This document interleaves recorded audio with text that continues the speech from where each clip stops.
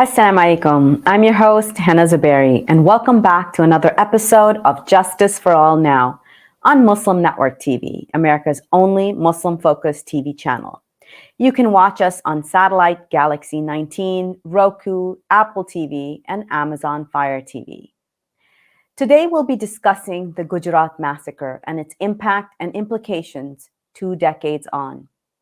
And we'll try to answer the question, why does Modi want us to forget the Gujarat Massacre? Since PM Modi was elected in 2014, his Bharatiya Janata Party government has pursued Hindu-centric policies that have been accused of targeting and discriminating against India's 250 million Muslims as part of a right-wing religious nationalist agenda. The majority of the Indian Christian population has also been targeted. And we notice that India has been moving away from its secular foundation. Today, we'll be talking to our guests, Dr. Aakashi Bhatt and Father Cedric Prakash. Dr. Bhatt is a surgeon and clinical researcher in the UK. She's the daughter of Sanjiv Bhatt, a jailed whistleblower from the Gujarat police who testified against PM Modi, then Chief Minister of Gujarat, in connection with the massacres. She has continued speaking out and has addressed congressional briefings on Kashmir and NRC in 2019, imploring action to be taken to hold PM Modi accountable for his part in the tragedy. Thank you so much for joining us, Aakashi. Thank you. Thank you for having me here today. And joining us today is also Father Cedric Prakash, who's been a guest with us before. He's a returning guest for JFA Now, and he has previously come on to discuss the incarceration of Father Stan Swami and the state of religious freedom in India. Father Prakash, if you could join us. Thank you so much. Thank you. Father Cedric is a Jesuit Catholic priest from the Indian state of Gujarat. You can see those videos on our YouTube channel. He's a peace and reconciliation activist with a focus on advocacy. His work is internationally known. He's a prolific writer and poet, contributing regularly to newspapers, magazines, and journals in India and abroad. The topics include, but are not limited to, constitutional and human rights issue, environmental justice, and contextual spirituality. Thank you so much for joining us, Father Cedric. Thank you. It's good to be here today. Okay, let's get right into it. Both of you have been doing a university tour, a disclaimer. I'm also a part of that panel where we've been discussing Gujarat. And both of you have a long history of being involved in advocacy for the victims and to find justice for this particular massacre. So I'll start with you, Father Prakash. How did you get involved in advocacy for this particularly horrific massacre? Yes, I was heading a Jesuit center called Prashant. It was a center for human rights, justice, and peace. And then 28 February 2002 took place. And I was in the midst of it, in the midst of the violence. Some of my closest friends, like Eshan Jaffrey, were brutally massacred. I lost a lot of friends, their families, and so on. And I felt, not only me, several others felt, that we need to respond to that violence. I've been in the midst of it. Hundreds and thousands of people were kind of looted. Women were raped. Houses were burnt. People were killed. They had to run and seek the refuge of some kind of a camp, which were mainly in dargahs, even in qabristans, in graveyards, and in masjids, because they did not know where to go. It happened all over. And the question we asked ourselves is, why was this happening? Should it have happened to anybody, to any human being. And we were very clear. The state was directly responsible with it for that terrible genocide, we call it, for the terrible massacre. And people got away, did things with impunity, and had a kind of an immunity covering them.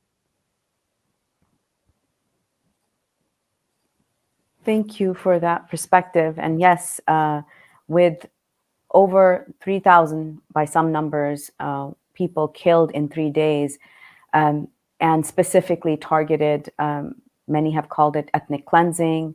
Some are asking for it to be called genocide. Dr. Aakashi, can you also share with your perspective, how did you get involved? How old were you when you first heard the word Gujarat Massacre? Please share your and your family's perspective. So, first of all, in the larger scheme of things, especially with all the work that Father Cedric Prakash has done, with all the work and the sacrifice that my father has put in, that Tista Setalvad, all of these people have done, what my family or what I am doing is minuscule. We are foot soldiers in a much bigger picture and a much bigger scheme of things. But when the Gujarat riots or the Gujarat pogrom happened, I was all but 11 years old. But the memories of the Gujarat pogrom are very, very clear in my mind and even my brother's mind. He was just 5 years old then. But at a very earlier stage in our lives, I think we became very aware of what was happening in the state of Gujarat, because the pogrom or the massacre was just the start of where the state and therefore later on the country was heading towards. In 2003, shortly after the riots had quelled down, Mr. Haren Pandya, who was a minister in the state of Gujarat, he had secretly started deposing regarding the role and function of Modi and his officials in orchestration of the Gujarat riots. His depositions were then leaked out in the public forum. And as soon as this made rounds in the political arena, within some time, Mr. Haren Pandya was found dead in questionable circumstances. The investigation was completely botched up. Ballistics reports were changed. And what had then happened was that certain officers of the Gujarat government had ended up arresting a few people associated with the apparent assassination of Mr. Haren Pandya. One of the men, Mr. Asghar Ali, was an inmate in the Sabarmati Central Jail when my father was a superintendent of police there in 2003. He came forward and he gave the information then that he was not responsible for killing Mr. Haren Pandya, but it was another person named Tulsiram Prajapati who was responsible for the assassination. As soon as this information came forward, my father immediately ended up calling then Home Minister of the state of Gujarat, Amit Shah, and informed him that new information has come forward and the case needs to be reopened. He was very clearly given instructions that if there is any physical evidence to this matter, destroy it. This conversation did not happen. So what my father immediately did was he put all of this in writing and sent out the reports to the Home Ministry in the state, as well as to the Union Ministry in the center, to the Prime Minister, and ended up filing an affidavit in the High Court of Gujarat, giving all of the information as well as the testimony.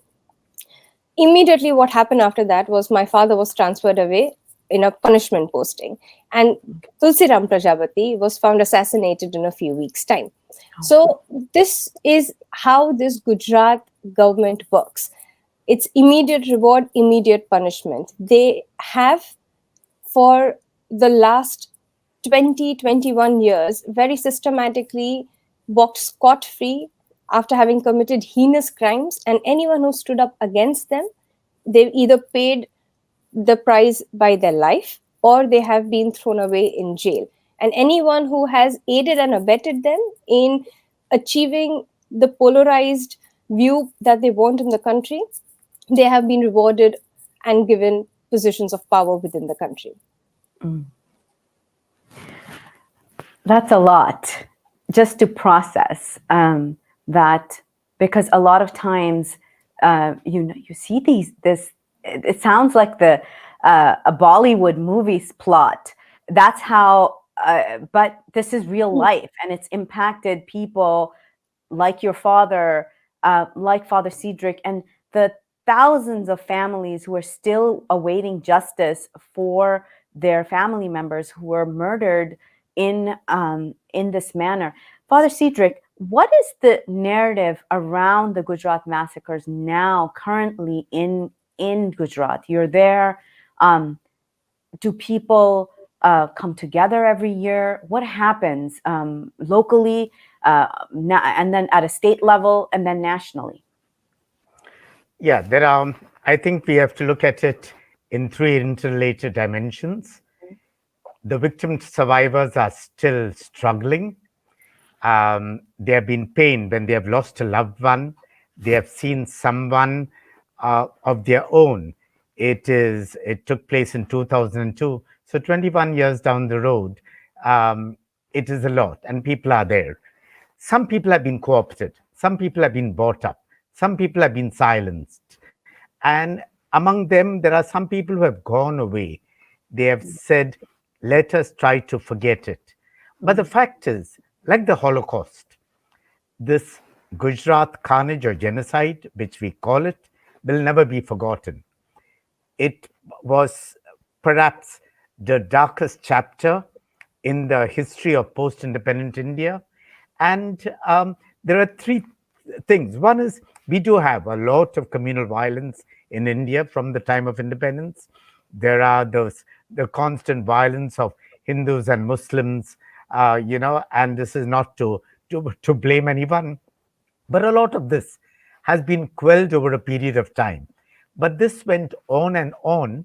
And the fact is, just because there was civil society, a very vibrant group of human rights defenders who stuck their necks out, there were some people who were penalized, sent to jail, and things like that. Take the case of Bilkis Banu. Okay, the perpetrators, 11 perpetrators of that terrible crime, which gang raped her, several of her family murdered, several people were sent to life imprisonment.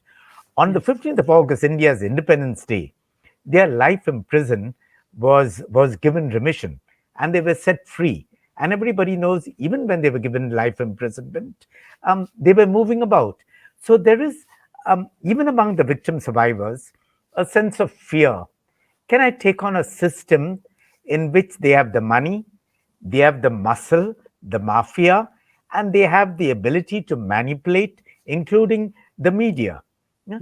So anybody standing up for truth and justice, okay, is penalized, is incarcerated. False cases have been put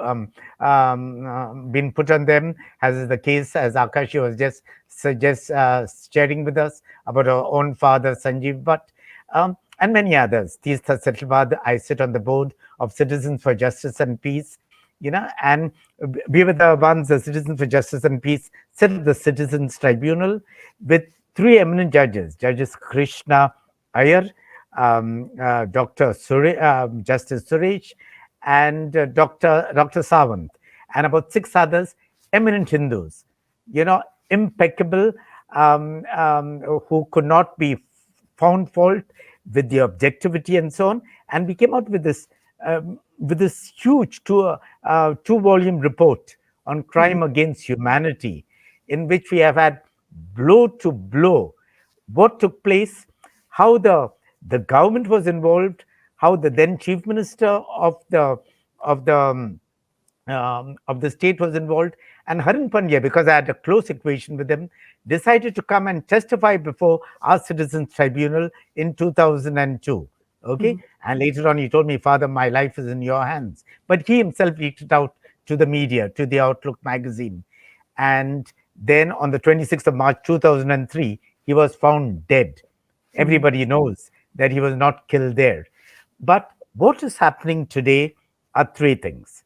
One is the pain, the suffering of the victim survivors, of their families, and of a lot of civil society, human rights defenders, who say that what has taken place has been a sad, a bloody chapter in the history of post-independent India. The second is, while many people have been brought to book, many people have been given imprisonment, and some have come out of that. The big people, the masterminds, nothing has happened to them. They've been given a clean sheet because they were being able to manipulate systems, including the even the judiciary. I would like to say that, and I would like to go on record on that. And we know the truth. Everyone knows the truth. And the third is there are people, even key witnesses, who are blackmailed, who are bought up, who are co-opted, and who are today even afraid to speak or sent out because they know that the consequences will be terrible for them and their families. But this is the reality. But the fact is, Gujarat 2002, the carnage, the genocide, is still on the radar, is still on the minds and hearts of millions of Indians today. We'll be right back after a short break.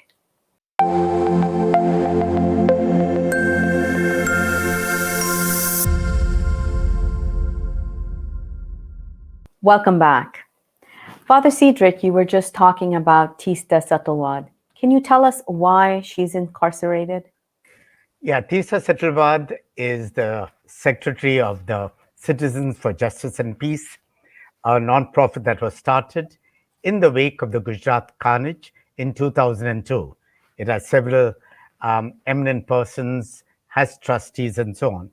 Now, Teesta, besides being the great initiator of the Citizens Tribunal, putting up these eminent citizens together, Justice Krishna Iyer, Justice Sawant, Justice Suresh, and several others, has done relentless work to bring justice to the victim survivors of the Gujarat carnage.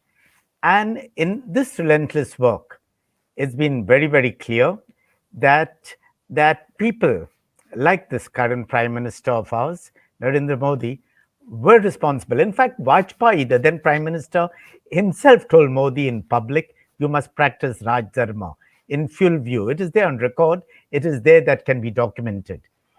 Now, what has happened? One of those, the people who filed the petition in the High Court, in the Supreme Court, was Zakia Jafri, the wife of the murdered Eshan Jafri, one of the most honorable members of parliament we have had from this city of Ahmedabad. And Teesta was definitely one of her great supporters, helping her in the right way, to do a petition. There's absolutely nothing wrong with it. We have lawyers, we have human rights defenders, and so on. And suddenly they come out with this fabricated case. They have named 3 people in this case. They named Teesta Setalvad, R.B. Srikumar, who was the Director General of Police. One of the foremost and upright police officers we have had in this state of Gujarat, who has been very vocal against Narendra Modi too, and of course Sanjiv Bhatt. Now, where Teesta is concerned, they wanted to silence her forever, and her case, there is the charge sheet that has been done. The charge sheet is absolutely flimsy. It has a lot of appendices and so on, and basically they're trying to prove that she is an anti-national. She's speaking against the Prime Minister. She is exaggerating things, but it is anyone with a little bit of intelligence will be able to prove to you that it is all hodgepodge. It is all exaggerated. They are basically, she has to come regularly to Ahmedabad to appear. Now it has been shifted to the trial court a few days ago, and this kind of interrogation by the lower courts will continue for a long time. It is pure vendetta. It is harassment to a person who has stood up for truth and justice and accompanied the victim survivors of the Gujarat carnage in a relentless and in a selfless manner. Dr. Bhatt, as I was listening to Father Cedric Prakash, and I was thinking this, like, you currently live in a democracy. I live in a democracy. I talk about Trump all the time. While he was the president, I talk about President Biden all the time and the crimes that he's committed. I'm not in jail, Batista's in jail. What does that speak about the largest democracy in the world? I have been saying this for a while now. A country is a democracy on certain grounds. When the judiciary works independently, when the when the journalistic crowd are allowed to kind of go ahead and report on crimes or report on matters without any interference from the executive, when people have the basic civic liberty of freedom of thought and speech. But in our country, for the last few years now, we have been masquerading as a democracy, but we stopped being a democracy some time ago. Today, one tweet on Twitter can result into you being thrown in jail. You don't have the basic civic liberty of even exercising your freedom of speech, your freedom of thought. So India is no longer a democracy. I think if we can continue to kind of believe in that yes, we are still a democratic nation, but I think we are fast moving towards a situation where that is not going to be the case very soon.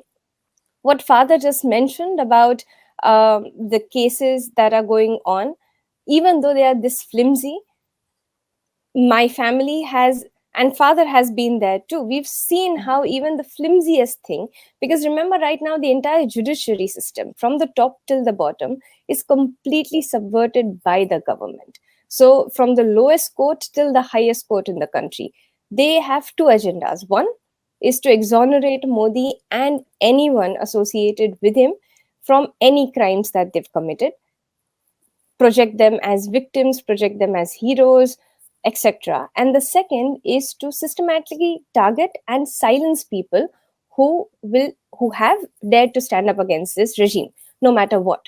Take it my father's case, for example, itself. He was framed and incarcerated for a crime he did not commit. The entire trial that was conducted, and Father is witness to that too. All of us were there in courts during that time. A completely vitiated trial. You're not allowed to call in witnesses. You're not allowed to cross-examine them. There is no evidence, and yet a court was able to give a sentence of life imprisonment to a person without there being any evidence to that matter. So this is the dangerous situation that we are in as a country. When we look at the media, all of the media, be it print, be it digital, the media in the country is controlled by certain business houses which are in the pockets of the current regime. So the narrative, what the public will hear, how they will hear, all of that is controlled only by this regime. So they control what you think, they control what you can say. Now, if this is a democracy, if this is the definition of democracy, then that is very different from my definition of democracy. And then let's come to Prime Minister Modi. For many, I'm going to quote the Indian sociologist Ashish Nandi, who met Modi, and he talks about his proclivity towards ultranationalism, and says that this has always been visible. He remarks that when he met Modi in the early 1990s, I met a textbook case of a fascist and a prospective killer, perhaps even a future mass murderer. Now, let's look at, and there's someone who's met him, has studied him. Let's look at this from the lens of religious freedom in India and what that means for him to have been the prime minister since 2014 and now a world leader. What I hate to be a forecaster of doom, but what are the signs on the walls that you all are seeing, particularly in regards to the Muslim community and the Christian community and the Dalit community in India? You want me to begin? Yes, please go ahead. Yeah. So I can send you paper clippings. Even when he was the chief minister here, he made terrible statements against the Christians of Gujarat, went to the dunks. He tried to polarize things. He said basically the Christians are anti-national and so on. And today, with frightening regularity, we have attacks on Christian institutions, on Christian personnel. Just on the 19th of February, we have had hundreds and thousands of Christians out on the streets in Delhi protesting on the atrocities and the crimes committed on the Christians.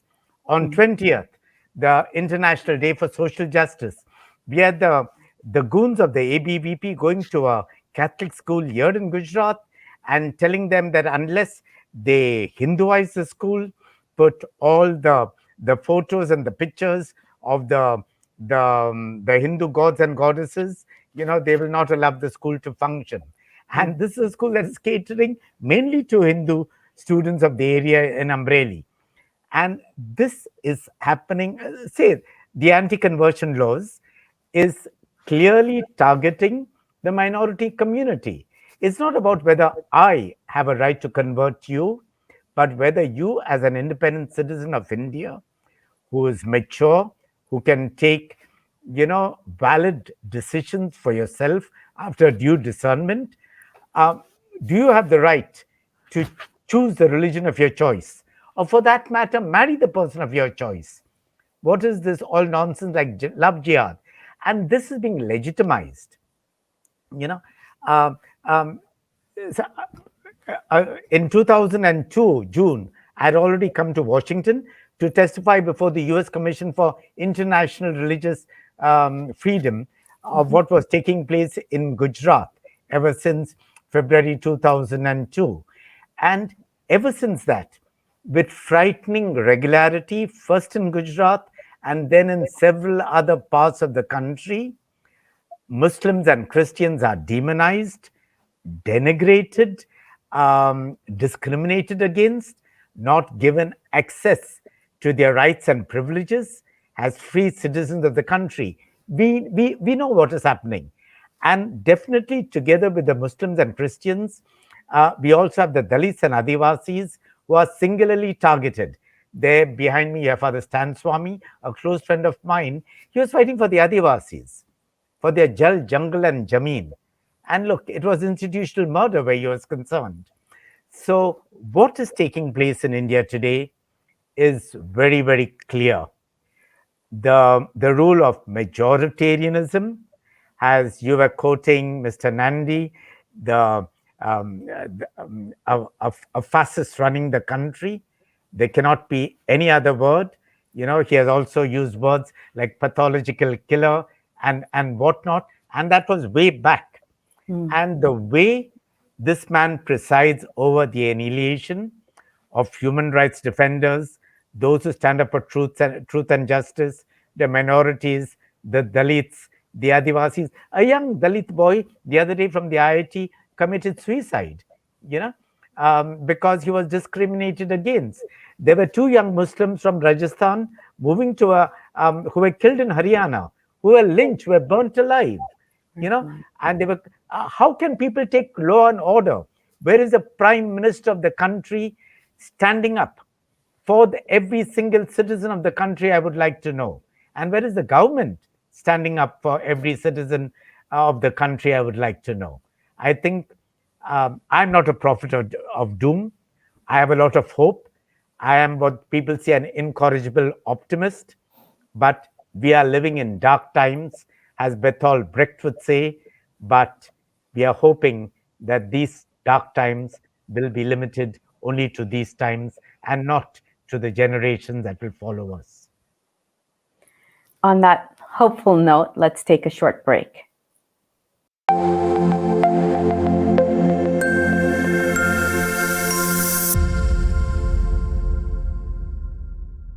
Welcome back.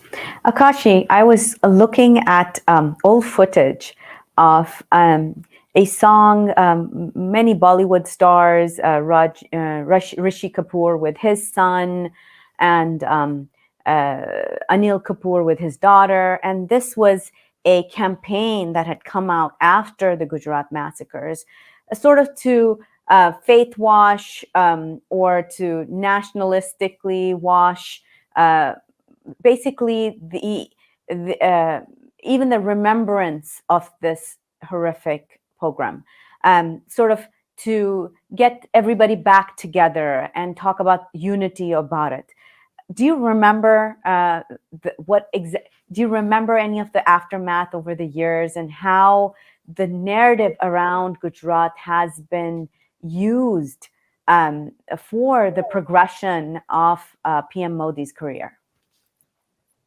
So the aftermath was very different for us as compared to a lot many other people who were not in Gujarat, and specifically my family, because 2002 ended up putting the family on a very different kind of a trajectory. So just to give you a bit of context, in a lot of people, when we think about my father, it is important to know that his targeted incarceration did not just start in 2018. It started off in 2002. It escalated over a period of time as Modi also became more powerful in the political arena.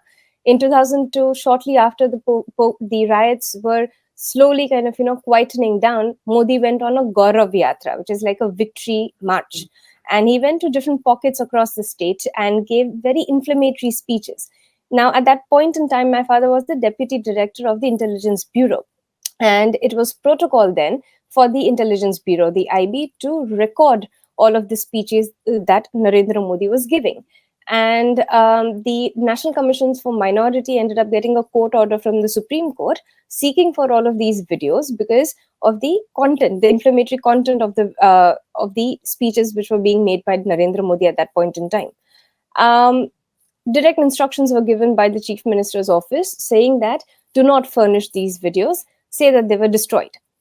3 officers defied that. They went ahead and they gave the video, furnished them to the National Commissions of Minority, my father being one of them. Immediately, all of those 3 officers were overnight transferred to punishment postings. So this was the first incident where the government kind of, were aware that, okay, these are certain officers which will not bend backwards to the regime's narrative. Cut to 2003 when Mr. Haren Pandya's assassination, when new information came forward regarding his assassination, and when again my father went forward and went by the book, submitted all the evidence in court, immediately he was transferred the very next day. For the first time in modern day India, in a superintendent of police of a jail, when he was transferred away, thousands of inmates went on a strike onto death because my father was transferred away from the jail. Because under his superintendency, they were treated like human beings. There was more humane treatment given out to them.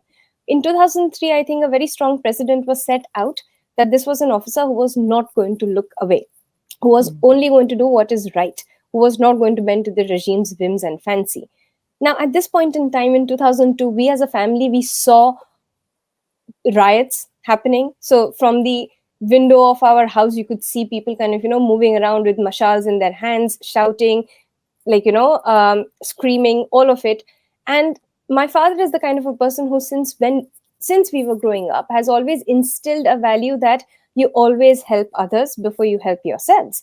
And I still remember very clearly that during the thick of the rioting, the police on the ground were not functioning at all, because they were given strict instructions to not act, to look the other way. And constant calls were coming to the control room, to the IB, talking about like different pockets, different areas of Muslim population where, rioters were surrounding the society. And I remember one such night when there was no electricity, dad had not come home for days at an end because all of this was going on. And then in the middle of the night, a call comes and my father withdraws our personal security, and that was then sent out to different pockets to help quell riots in areas where the Muslim societies were being targeted. So he withdrew any security that we had in our house for us and immediately dispatched it to places where it was required. That is the person who he is. That is the principle that he's always lived by, to always put others before himself, even his family. And throughout that point, when you're growing up, then you see these things. Father being posted from one place to the other under punishment postings. You come to understand at a very young age. So all of us, my father, me, my brother, we are products of Jesuit schools. Xavier's Loyola is where we've kind of studied. And secularism is something that has been ingrained in us. So as a child, when you look at newspapers and when you see this man who's supposedly the chief minister of the state, who is hell-bent on polarizing people, who is pitching Hindus against Muslims, who's demonizing the Muslims for no reason at all, you start asking tough questions. And that is also the time when you see how and in what direction the state is moving towards. So it became very clear from a very young age to us that what this man was capable of. And I think I lost my optimism quite earlier in life as well, because year after year, as he grew in power, we saw our father being systematically further incarcerated. So in 2009, when he started deposing before the SIT, giving information regarding the involvement of Modi in the orchestration, all of his testimonies, which were supposed to be confidential, were being leaked out in real time. Attempts were being made to tutor him. And that period was not easy for the family, because in order to silence a man who would not be bought by greed or who would not be kind of just succumbed into silence, then the next immediate step is to target its family. I was not at home at that point in time. At some point, I was away from Gujarat in a different state doing my undergraduate studies. And there have been times when I was overnight called back because the family was being targeted, messages were being sent, threats were being given. But my father relentlessly went ahead, testified. When he figured out in 2011 that the SIT in itself was in collusion with the state government, that they had no interest in finding out the truth of the 2002 pogrom, he ended up filing an affidavit in the Supreme Court of India in support of Mrs. Jaffrey's affidavit, furnishing all of the evidence that he had. And since then, what we've seen is a much more dangerous escalation to the targeted victimization of him. In 2011, when he submitted this affidavit, he was suspended from his duty. In 2014, as soon as Narendra Modi became the prime minister, my father was dismissed from duty under the frivolous ground of being absent from duty for the days that he was deposing before the SIT and the Nanavati Mehta Commission, both of them investigating Modi's role. But of course, constant death threats, suspension, dismissal from duty was never enough, because Modi had to silence his voice once and for all, because he's the only sole surviving witness to the complicit nature of Modi in the 2002 pogrom. Exactly. And in 2018, our house was broken down. 2018, my father was picked up from our house and thrown in jail for a crime he did not commit, a vitiated trial, only with the sole agenda to silence his voice once and for all. And since then, we've seen this. So in the same court, the same judge will hear Babu Bajrangi. All of those people who have seen the documentary recently, you've seen him very clearly kind of, coming forward and saying that he did this and he did that. I would not even want to say the things that he's kind of, taking pride over. But the same man, right before our matter is to be heard, the same judge hears his case, gives him bail without even his counsel having to argue for a few minutes. Bail given immediately. We were not even allowed 5 minutes to argue for our matter, and bail was denied. Same court, same judge. That lady judge today superseded all of her seniors and is now sitting in the Supreme Court as a senior judge in the Supreme Court of India.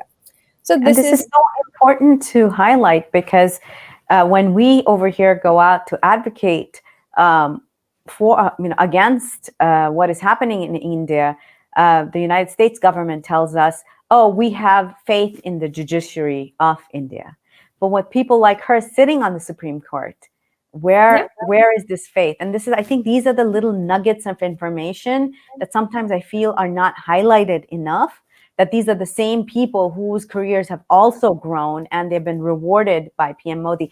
Now, all of this that you and Father Cedric were talking about has been highlighted in this BBC documentary. Why is this documentary so controversial? This is all new information. No, it is all old information.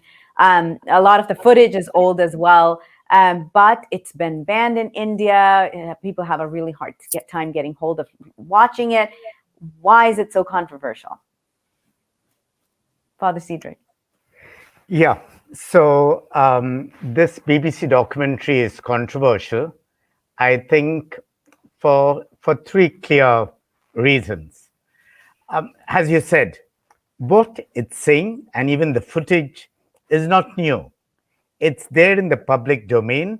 It has been said by others over a period of time. But why it is controversial is that just now we have the G20 and India has the presidency of the G20.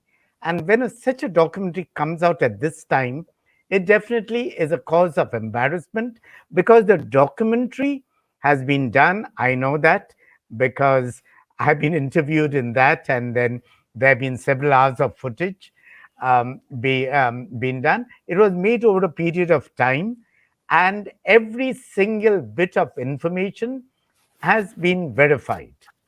That is, so they cannot fault the documentary with its authenticity. So that the documentary has stringed everything together and brought it out when India has the presidency of the G20 will definitely make people ask very serious questions.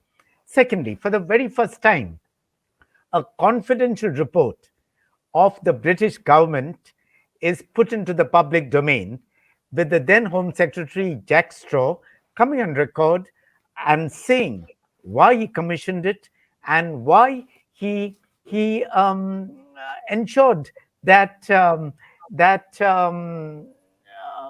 something had to be done where India was concerned. It was a confidential missive. Many countries did a lot of study and so on what was happening. There are umpteen reports on the facts, including from Indian media, and everybody knows the truth. The third reason, and why the BBC documentary has definitely been banned in India, is because the government of India was given a chance by the BBC to look into the documentary and to respond, to give their position. The government of India could not find a position to give it. That's very clear. It could not rubbish the documentary. It could not kind of prove false any of the information with the documentary highlighted. And above all, even the BJP people were being interviewed in the documentary. So both sides of the story were being told consistently, including the interviews which Modi himself had given in 2002. So I think these are the reasons why the government, I don't think in a democracy anything should be banned, but the government is so frightened, it has gone overboard and has banned the documentary and incarcerated and put false cases in, even on students who had dared to show this documentary on their university campuses. Thank you for that, Father Cedric. We're going to take a short break and we're going to come back to Aakashi. And Aakashi, I'd like to ask you the question, why does Modi want us to forget about Gujarat?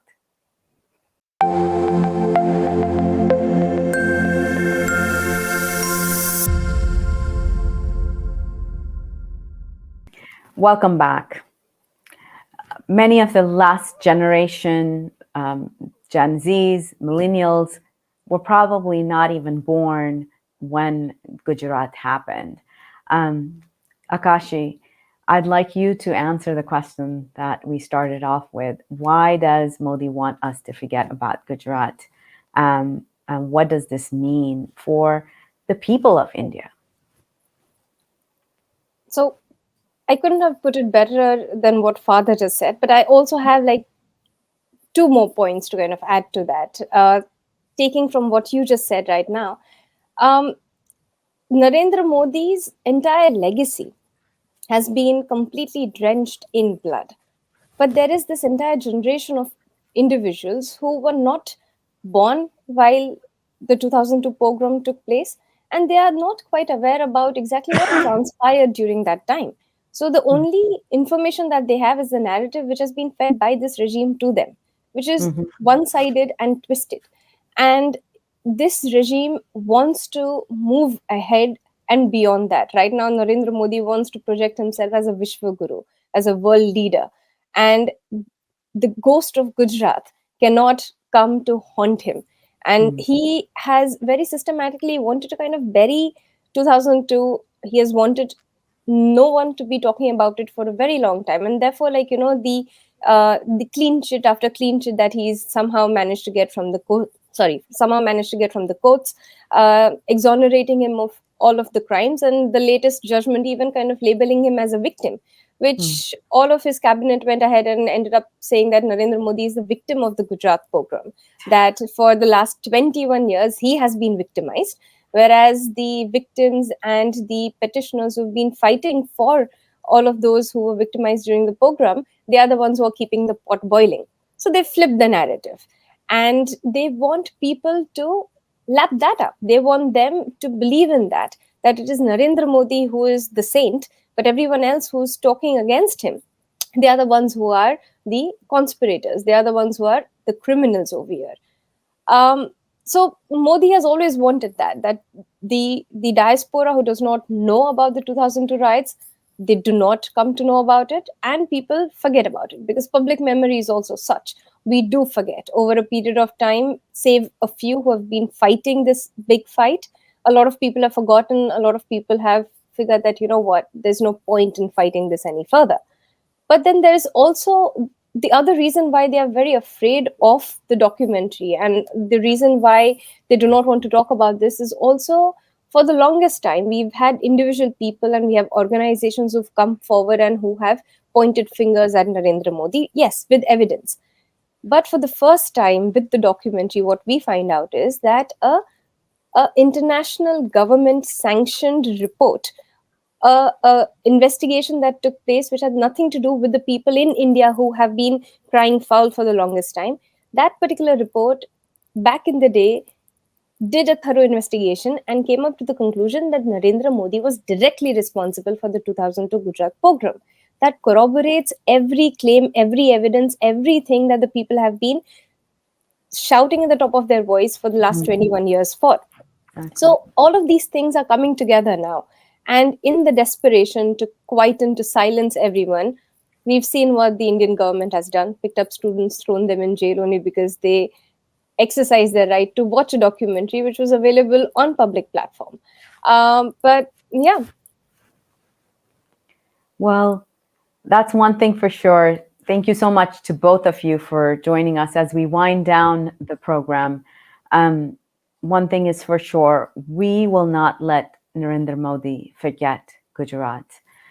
This has been a gift, this documentary, for activists, for justice seekers, for human rights defenders around the world who have been, as you said, Aakashi and Father Cedric, been working and sacrificed their entire lives and careers, families, for this, to raise awareness about this issue. Unfortunately, we live in a post-colonial world where something that the BBC says holds more weight than actual victims of genocides and massacres. But this is a gift that has been given to activists around the world, and it should be used in the best way possible to bring justice, justice that's overdue, and to hopefully stop this progression of this man's career. It blows my mind that he is currently the president of the G20. But yes, Father Cedric, I'd like to, these last few minutes, give to you, so you can, bring us home and, give us that energy to keep fighting this fight. I'm a Catholic priest. I'm a Jesuit. I believe in peace. I believe in reconciliation. And I believe in forgiveness. I'm very clear about that. But the point is, I come with my faith in Jesus, who says very strongly, unless I work for justice, there will be no peace. Unless I work for the least of my sisters and brothers, that they are treated with that human dignity which they need, that equity, that sense of well-being which is deservedly theirs. And here in India, I think it is important for us never to forget the Gujarat Genocide, the Gujarat Carnage of 2002. And I tell this to all those who are listening to me. It is about 21 years since that terrible chapter in India's history. But the fact that it was presided over by those who ruled us, the perpetrators of those heinous, those terrible crimes, when hundreds and thousands of our Muslim sisters and brothers were at the receiving end of, of, of, of an unimaginable system, and still bear the suffering, the trauma, the grief, all these years. Their families have been ruined. They have to leave. We want everyone, very especially those who do not know anything about it, to realize that this has happened in Gujarat, in a democracy, the land of Mahatma Gandhi, the land of non-violence, ahimsa, of satyagraha, the force of truth. And my hope and pray is that justice for all will be the dream and reality of every single citizen of the state and of our country, very especially of the victim survivors of 2002. That is my prayer. That is my hope. I'm an optimist, and I'm sure we will arrive at that day when the real perpetrators of this crime against humanity have been brought to book. Those who are suffering unjustly are duly rewarded, and ultimately there will be justice and freedom for all. Thank you to both of you for being with us. And thank you to my team, my producer, Asim Amin, and my production assistant, Mariam Tisdale. Thank you for your work. And to all of you for joining us for today's hour of Justice for All.